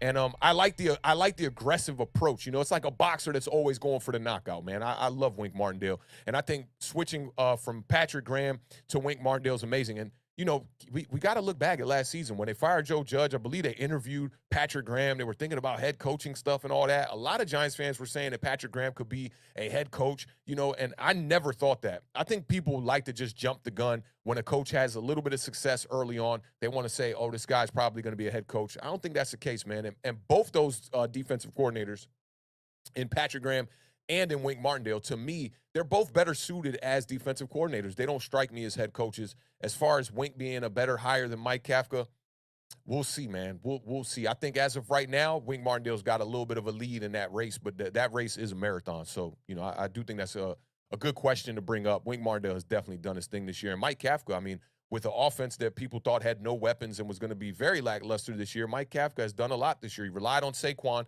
built the offense around Saquon in the beginning of the year, and then finished out the year by showing you that he could run a short pass attack against teams like Washington, Minnesota, and the Colts with Daniel Jones at quarterback. So I got to give props to both of them. Wink Martindale's probably got a little bit of an edge in this race real quick. Let me see. Rob Zero talking about big facts, man. Love having you join and share your thoughts, brother. Definitely appreciate y'all welcoming me to that. And I remember you asked me, and this is what I loved about how you approached me with that. You didn't just toss me into some group chat like some of these other people do. They just throw you in a group thread with hundreds of people. Now you got all these notifications in your DMs and all that. Rob asked me, he said, yo, you want to be a part of this group thread? And I was like, yeah, why not, man? And I'm glad I said why not, because I've had a great time in that thread, man, and learned a lot from everybody in that chat, man. So salute to all of y'all, man. And if you're not hip to Rob Zero, man, check him out. Follow him on Twitter. The Twitter spaces that he runs are hilarious and also very informative. They're great, man. So I love what Rob's bringing to the community one time. Let me see what else we got here. Stephen Arce in the building. I see you, Stephen. He says, can't wait till Sunday at 4:25. I cannot wait, man. I live for those kind of pressure moments, man. That's amazing. Giants are in the playoffs, man, and we got a good shot going up against a team like the Minnesota Vikings. It's going to be great. Let me see. Nah, y'all, I did not forget that I got to end early. I see the clock. We had about 1:15. I'm 1.5 hours is maximum for me, for real. Today. I got one more Giant overreaction I want to go over, and I do want to bring a point to, like, bring up everything y'all are talking about here today, man. I think that's very important. Y'all been rocking out with me for this whole entire season, so I got to show some love to the fan. Big shout out to all of y'all in the building, man. And Chris Peace also says Rob Zero also has a podcast with PTA Sports Wednesday nights. Big barbershop vibes over there, man. I love what they're doing over there. Shout out to my guy Pest. Pest took me up to New York, and we did the whole Giants Fan Fest thing, man. We had a blast, and I really got to know who Pest really is. We hung out, we partied, we turned up, me, him, and Entertainer, and a couple other homies, man. Had a blast hanging out with Pest. We got to do that again. Me and Pest are due to link up, man. It's been a grip here. I haven't seen Pest since that trip to Fan Fest, which was not this past summer, but the summer before that one time. And shout out to Max Webster one time in the building. What's poppin', Max? Hope all is well, man. Keep me in the loop with your content, Max. I know you was getting settled into the new crib. Hope all is well, brother. Happy New Year to you, man, and appreciate you pulling up, rocking out with us on this Monday afternoon, man. Giants in the playoffs, bro. We haven't got to say that since I've known you, man. I got to help Max Webster set up his mic set up for his podcast. I want to say that was probably about a good year ago now, maybe a year and a half ago, man. So big shout out to Max Webster, man. He's got a dope channel over there. Make sure y'all go subscribe to him, man. He interviews content creators. I thought that was a very original approach on the content creation community. Appreciate you pulling up, man, rocking with us. He also won a card on our Thursday night show trivia section. Shout out to everybody who rocked out with us throughout all weeks, 18 weeks of trivia, man. And this for the playoffs, we're going to be giving away a signed Y.A. Tittle jersey. So make sure y'all pull up to the Thursday preview show. And also tomorrow we're doing a recap of the NFC East, probably another short show. Got 2 games to recap there. The Dallas Cowboys taking the L to the Washington Commanders, and we're going to be talking a little bit more about this. I don't even think we're going to talk about this Eagles-Giants game tomorrow. I'm going to chop it up with the beard. We'll see where that goes. Let me see. Lou Mateo says, off topic, how do you feel about the Pro Bowl turning flag football? I saw some people talking about that. Is that literally what they're doing? They're literally doing flags? I think that's ridiculous. I'd rather them go, like, full pads and just do what they were doing the last couple ones where they're, like, not really, full contact hitting out there. But flags is that's kind of crazy. That's definitely kind of crazy. And maybe they should do something where you could opt out. If you didn't want to play, you didn't have to play. But full contact would be cool, man, to see them play. But damn, flags, that's definitely wild. The Beard says he's literally packing Thursday's winners' prizes right now. That's facts. And Thursday's winners sent us their addresses very prompt. Can't say that for some of the other winners, man. We got some winners who still haven't sent their addresses out for stuff to get shipped out.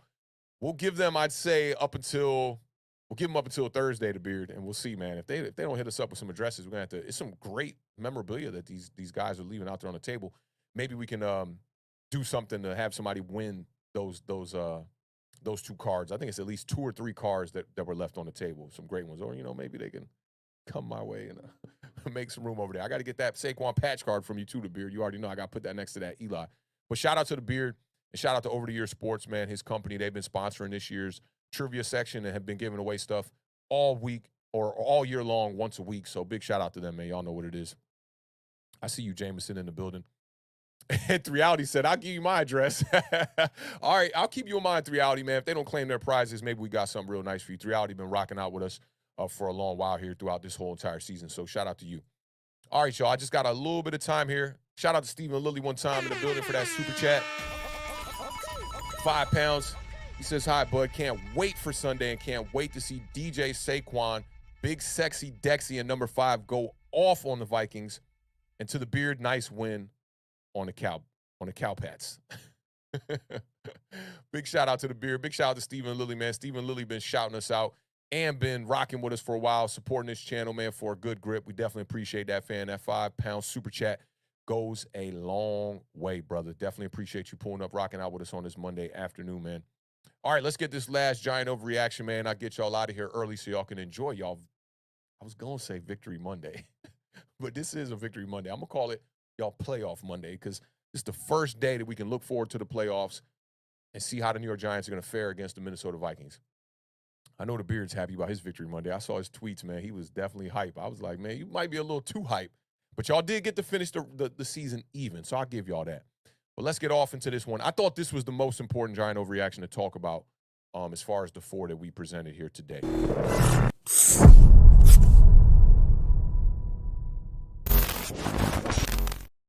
All right, y'all. Y'all let me know what y'all thinking about this one here. Let me get a little background vibe for y'all. Competing with the Eagles while resting their starters, the Giants 100% gained momentum going into the playoffs. Let me know what y'all think about this one, fam. I give y'all a little bit of time to populate y'all answers while I keep my eye on the chat. Max Webster said, Sam Howell, the future in D.C. I'm going to take the push on that one. Had a pretty decent game. I think he was like 11-17 or something like that. 160, maybe 70 yards on the day. He had the one touchdown through the air, one touchdown on the ground, and the one interception. I got to go back to our last show on Thursday, or maybe that was on the parlay on Sunday, where I made a real prediction for Sam Howell, and I feel like my numbers were pretty damn close. I think I said one interception, one touchdown, and I think the yards was pretty close. I was talking about how I didn't think he would breach 200 yards. I think I was pretty close. I'm going to have to definitely go back and maybe holler at the editing department one time and see if they can chop that clip up. I might have been spot on with that prediction. Let me see what the chat's talking about here one time, get a couple of highlights on the screen. Okay. Listen, right off the bat, I like how realistic y'all are. This is why I get down with y'all in the chat. This is why y'all are the fan, because I kind of thought that when I presented this, y'all might go extremely fandom-wise and think that y'all all was going to take the under on this one. But we're very split on this one so far. So competing with the Eagles while resting their starters, the Giants 100% gained momentum going into the playoffs. We'll start with Carl Wilkinson. He's taking a push, and I like this. I respect this one right here, right off the bat. Mac, the Giants fan, thinks this is an overreaction. And I'm kind of with you on that, Mac. Respected that opinion right there. Jim is taking the under one time. Jay Jean is also taking the under, especially since our backups didn't get blown out. Deedon says this is an overreaction. I'm with you on that. Lou Mateo's taking the under all day. You already know with the laugh out loud vibes. Gregory says this is an overreaction. I think Gregory changed his profile pic, unless this is a different Gregory. Let me know about that, Gregory. I see you got the cat vibes in there. You know I'm a big cat lover. I love my cats, man. All day, you know what it is. Jameson's taking the under on this one. Chris Peace taking the under. Chris Peace, you kind of surprised me with this one. You kind of surprised me. I'm not even going to lie. Bubs is taking a push. Smart man right there. James Jones is also taking a push. Now, Sam Costanza says 100% taking the under. That's got to build confidence and get them fired up. I agree with you on to get them fired up. Maybe build some confidence. I'm questioning the momentum. My man, the Beard says, closer than mine, talking about the predictions on Sam Howell. I think the Beard said 3 touchdowns, 300 yards. Y'all know what it is. Shout out to homie No Mets, No Nets, No Jets. He says, I'm taking a push. I can't say momentum, but they should have gained more confidence and hunger to compete with the NFC's best. That's a great way to put that. Shout out to my day one in the building. No Mets, no Nets, no Jets. Jetpack Jeff says, I'm taking the over on this one. I think the G-men are just ready. I like that too. Edward Squire says it's an overreaction. The 100% part is the question, for sure. The reality says, without a doubt, it should hype the Giants up to get past the Vikings and play the Eagles again and redeem the blowout in our stadium so we can go and eliminate them in theirs. I like that thinking right there. It will definitely give you some motivation. A different M word. I don't know about the momentum, but I feel you on the motivation for sure. Jay Jean says they gave Major Tuddy a Howell Itzer. Nothing stopping the commies now. I like that right there. Max Webster says, I think this whole momentum thing is more of a fan hype thing. Maybe a little confidence gained if we play the Eagles going into that game, but no momentum lost or gained. I agree with the latter half of your statement here, but momentum being a fan thing, I don't think that. Like, when you look at the Giants, when they won whatever it was, 5 straight games or whatever to begin the season, You get momentum on that. You get to play, you know, you look back at the old games, like we just beat teams that somebody was saying that we shouldn't have competed with, and you beat them. That gives you momentum. Coming out of the Ravens game, coming out of the Packers game, you got to think momentum. I don't think it really does anything for the play on the field. I will give you that. That's why I really agree with what you're saying here on the second half of the statement, on the back half of it, for sure. Mac, the Giants fan says, I was at that game. We certainly did not see the Jalen Hurts we've seen all season. Oh, you was at the Philadelphia game. That's what's up, man. A lot of people were like, why would you go to that game?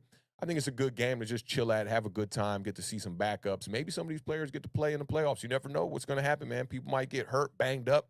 Who knows? You might see Cager. Maybe this was to see who's going to get elevated. You know, Cager has been kind of like in and out as far as being active and being inactive all year long. They bumped him up from the practice squad somewhere in the midseason. So we'll see. You know, he had a good game, though. He definitely showed that he's capable. Sebastian is taking the under one time. Bookend tackles is taking the push. I think it's a smart move, but it should give them confidence that they can hang. Confidence is definitely the word I think that should have been used. Mac the Giants fan says Hurts wasn't running in situations that he normally would have. Yeah, you saw that, because Hurts is aggressive. When he sees those openings, he will go get those plays with his legs. We didn't see that in this game too much. Elegante says it's an overreaction. They won't be playing Sunday, so I don't see how they could be an impact aside from a few backups, 100%. Shout out to Forever NYG in the building one time, representing that OG logo right there from the 70s one time. Says, I agree, the Eagles played their starters the entire game. Ben Dawson taking a push one time. Think the coaches just wanted to make it to the end of the game with minimal injuries. Looking forward to the playoffs. Yeah, I'm right there with you. Chaz G in the building says, meh, not necessarily. Nicking around says it's an overreaction. Yep, and I'm leaning towards that right now.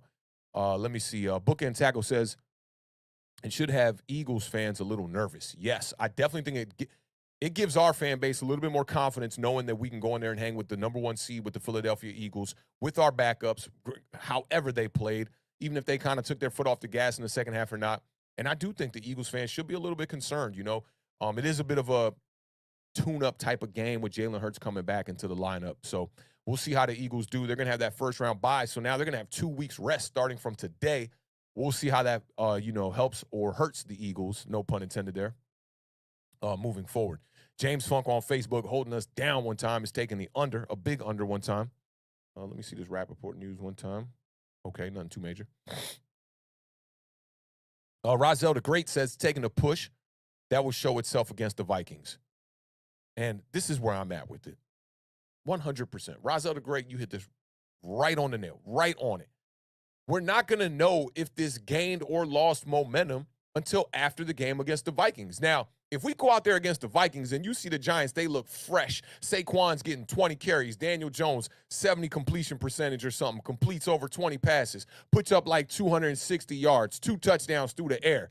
You know, you see our wide receivers out there doing damage, no drops, no mistakes from the offense, defense, and special teams. If our defense goes out there, maybe get an interception, which we are at the bottom of the league as far as interceptions go, then I can say, okay, Giants come out with a victory, then it gained a little bit of momentum, because resting your starters and making it sure that they are more healthy going into this playoff game against the Vikings, if they win it, of course it gained momentum. So I'm right there with Rozelle the Great right here one time.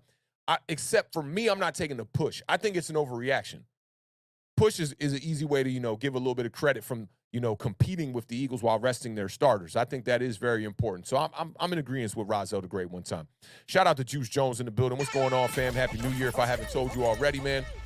Juice is taking the push one time. Willie Bean 24 says, I got to give it a push. I'm on the fence because there were positives in how hard they played them, but it's still a loss. And I'm right there with you. And it was kind of a 2-score loss. You did have the big Kenny Golladay touchdown there late that helped us out. And then they tried to go for the onside kick, and Eagles get it, kneel out, game over. So I'm with you on that. Chris P says, I took the under based on what the Cowboys looked like in Washington. I feel you on that. I definitely feel you on that. Kareem Yee, shout out Kareem Yee in the building one time, says, it's an overreaction. It's like both teams were trying to just make it through the game. Yep, I'm with you on that. Danny Dime season in the building says, Awthentik, what do you think about Josh Downs? Late round, second round? I'm gonna get to the draft stuff in the offseason. Right now, more focused on the playoffs. I really haven't thought about how the Giants should approach the draft. A lot of needs. We'll see. I think Josh Downs could definitely be a late round, second round pick for sure. But I don't know how the Giants are going to approach this. I got to see what they do with the contracts first. I think that's the first thing on my mind. What they'll do with the contracts, and then we can approach the draft and see how the Giants are going to do that. But shout out to Danny Dimes, season in the building one time. Let me see. Gregory said, same picture, authentic. Look at the reflection in my glasses. Let me see if I can make this completely full screen here. I'm trying to see what that is. I can't really.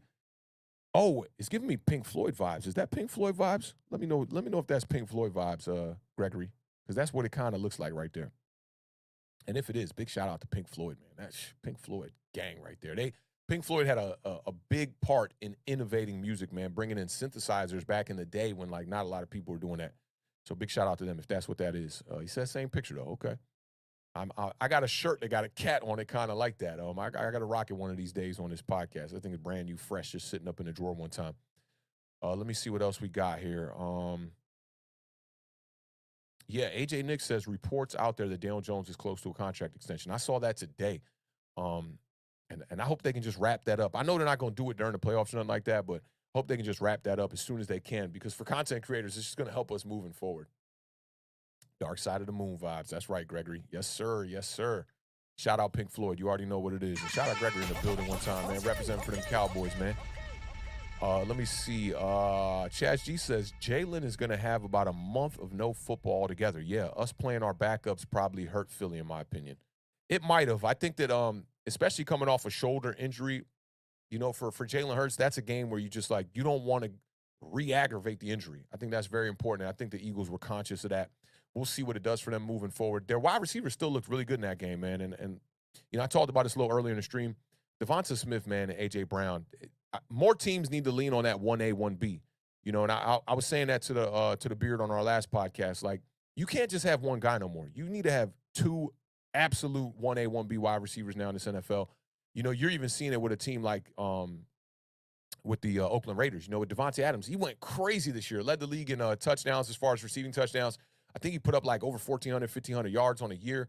Balled out, but like Hunter Renfrow really failed the Las Vegas Raiders this year. You know, he was banged up, and even when he was on the field, he was never really that guy. And the kid, what's my man's name? He wears a single digit. I want to say Hollins. He stepped up a little bit, you know, but you need depth at the wide receiver position. The more 1A, 1B type wide receivers you can get out there, it will definitely help you out. I think that the Browns are struggling with that too. They got Amari Cooper. Peoples-Jones has stepped up, but it wouldn't hurt them to go out there and get another wide receiver for sure. Let me see. Who else in the building? Just want to make sure I got all of y'all here. Yeah, Flott did a damn good job yesterday, and that was great for me because I've been low on Flott, man. I thought Flott was not a guy. And no Mets, no Nets, no Jets doubled down on. He said Flott for sure should gain some confidence and momentum. And Darnay Holmes was either inactive in this game or he didn't play in this game. So we'll see what they do in the playoffs. You know, if you see a struggling Darnay Holmes, don't be surprised if you see Cordell Flott get out there and get some snaps, man, because Flott played extremely well. And Bookend Tackle says if Flott can add a few pounds of muscle, yeah, they're going to focus on that in the offseason. You can tell. Kind of reminds me of a guy like Kadarius Toney, too, on the opposite end of the ball. Like, put on some pounds. It would benefit you. If Kadarius Toney could get, like, not quite in that DJ Moore type of build, but somewhere close, I think it would benefit him for sure. But, yeah, putting on some pounds for a guy like Cordell Flott, super important in the offseason. Got to do that. Old Man Rob says, I didn't see the game. How did Fox do? Fox did pretty well. He did pretty well. Let me check the box score to just see exactly how he did as far as tackles. But from what I saw with my eyes, he looked pretty good, man. You know, and they were going up against starters, so you got to give them props. Let me see. Fox had 5 tackles and 1 tackle for loss. So pretty decent day. Rodarius Williams, he stepped up in the tackle department as well, too. He had 10 tackles, 10 solo tackles at that, too. Gerard Davis was the bright spot for me as far as, you know, not the guys in the secondary. He had 10 tackles. He stepped up in a major way. So big shout out to them. But I just think, man, like, moving into the playoffs here, this isn't a momentum thing, and we won't find out until the game's over. But I definitely think it builds motivation. It builds a little bit of confidence. Forever NYG, I'm not going flat over Fabian Moreau just yet. Fabian Moreau, and I wouldn't use that word with Fabian Moreau. He played some really good football this year, actually, man. There were some times there where he's, a little handsy, getting called for some pass interferences and whatnot. But I wouldn't say that Fabian Moreau sucks. Fabian Moreau the dude was not on a team at the beginning of the year. And we signed him and he stepped up and he's been that cornerback too for us relatively throughout the whole entire season and has played decent. So I like Fabian Moreau. We'll see. If he's struggling, if he's struggling, you could go out there and put Flott in his position. But don't forget how Flott was looking against the Detroit Lions. I believe that was a game where Fabian Moreau was out. And Flott, he was just giving the wide receiver so much space. It just seemed like every reception from the Lions was on him. So, I wouldn't replace Fabian Moreau with Flott just yet. And I don't expect that either. That would really surprise me. And I see Bookend Tackle says, shout out to KG. I'm happy for him. Yeah, man. KG's the kind of guy that I really wish the Giants could give him a second chance. I really do. But I don't see any way that that's going to happen. And Gettleman gave him the money. I see a lot of people that were calling him, not in this chat, obviously, but on like Twitter and social media, people saying Kenny Galladay's a thief and all this. Like, bro, they paid him. They gave him the money. You can't steal what somebody gives to you. So, and I think Kenny Golladay, previous in his career, he earned the right to a big contract, but I don't think he earned the right to a contract. It was alarming to me when that contract looked a lot like Odell Beckham's contract. I was like, Kenny Golladay ain't never showed y'all he was an Odell Beckham. He made some plays in Detroit. He led the NFL in receiving touchdowns in 2019, I believe that was, but never, not once did he ever strike me as one of the top tier wide receiver ones in this league, even at his peak in his career. So, you got to look at Dave Gettleman and go, why you give him all that money? I remember Kenny Golladay being like, I'm not leaving the building until I get a contract. And that's exactly what he did, and Allen Robinson was the other big free agent name in that offseason, and he really hasn't looked like a real number one either. So it's unfortunate with Kenny Golladay, man. I do wish him the best. To put a button on this one right here, I'm going to say that this is an overreaction indeed. They gained a little motivation for sure, but 100% gain momentum going into the playoffs. Those backups playing does nothing for the New York Giants. They're all NFL caliber players, so it really doesn't surprise me that much when I see our backups go out there and compete, with the number one seed in the NFC. That's a great thing for the New York Giants, and I think it says a lot about the coaching staff. This coaching staff is working wonders with players that are relatively unknown, so that's a great thing for us moving forward. And I hope they can find a way moving into the playoffs, to be able to put these players in even a better position. I just hope that Brian Dable got some more gas in the tank. That's what I really hope, and that, they haven't really let out and gave away all the plays within this offense. I love the pivot to a short passing game against Washington in that first meeting, kind of late in the fourth quarter and in the overtime. They showed you a little bit of that short passing attack, and then it continued out all the way through the second matchup with Washington to the Colts game and also with the Vikings game. So I hope they have another pivot in their bag as well in case, things aren't going quite right against the Minnesota Vikings, and they can find a way to make those, not only the first half adjustments going into the second half, but also make those in-game adjustments, man. I think that would be amazing. And I see Edward Squires says that Cliff Kingsbury was fired. I kind of saw that one coming for sure, man. Cliff Kingsbury, that relationship has been extremely strange with him and Kyler Murray at the quarterback position. It's been a wild ride for him. Got off to a hot start, man, with Cliff Kingsbury, and people thought he was going to, be able to make a playoff run here with the Arizona Cardinals, and they're probably one of the biggest letdowns of the 2022 season, man.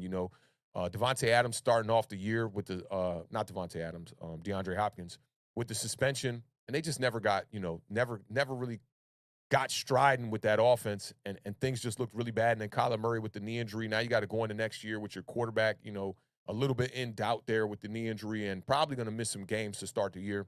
Cardinals are in a tough place, man. It's not looking good for Kyler Murray. I see no Mets, no Nets, no Jets says Daniel Jones is currently the best quarterback of that draft. It's looking like that, but I'd still say Kyler Murray. Is just a nick above Daniel Jones, just a nick above him. But I feel you, man. I wouldn't. You could definitely argue the case for Daniel Jones, and I wouldn't argue too much for Kyler Murray either, but just a little bit more. I think Kyler Murray has shown the skill set, and it's on display on tape already. But yeah, Daniel Jones playing some good football this year. Hopefully, Daniel Jones can elevate it going into these playoffs, man. I'm super hyped to see our team in the playoffs. This is going to be amazing for the New York Giants fan base, man. I know y'all are just as happy as I am.